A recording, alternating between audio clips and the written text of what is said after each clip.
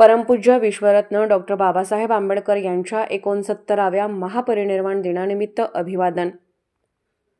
भारतीय संविधानाचे शिल्पकार, मानवतावादी विचारांचे धनी परमपूज्य विश्वरत्न डॉक्टर बाबासाहेब आंबेडकर यांच्या 69व्या महापरिनिर्वाण दिनानिमित्त हातकणंगले तालुक्यातील संयुक्त बौद्ध समाज हेरले वतीने माळभाग येथे विश्वरत्न डॉक्टर बाबासाहेब आंबेडकर यांच्या प्रतिमेस महाराष्ट्र राज्य लोकसेवा आयोगामार्फत झालेल्या वनसेवा परीक्षेत उत्तीर्ण झालेले आदिनाथ पालके, प्राध्यापक प्रभुदास खाबडे, ज्येष्ठ नागरिक यांच्या हस्ते दीप प्रज्वलन व हार अर्पण करून अभिवादन करण्यात आले.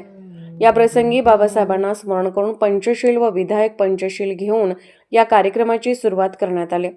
यावेळी घेण्यात आलेल्या वक्तृत्व स्पर्धेमध्ये अंजली संजय खाबडे व शर्वरी संदीप कोले यांना ज्येष्ठ नागरिक अशोक कदम, सुकुमार खाबडे यांच्या हस्ते बुद्ध आणि त्यांचा धम्म खंड देऊन गौरवण्यात आले.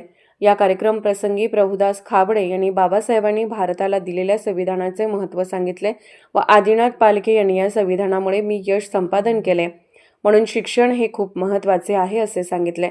या प्रसंगी समाजातील बांधवांनी बाबासाहेबांच्या प्रतिमेसमोर दीप प्रज्वलन करून अभिवादन केले.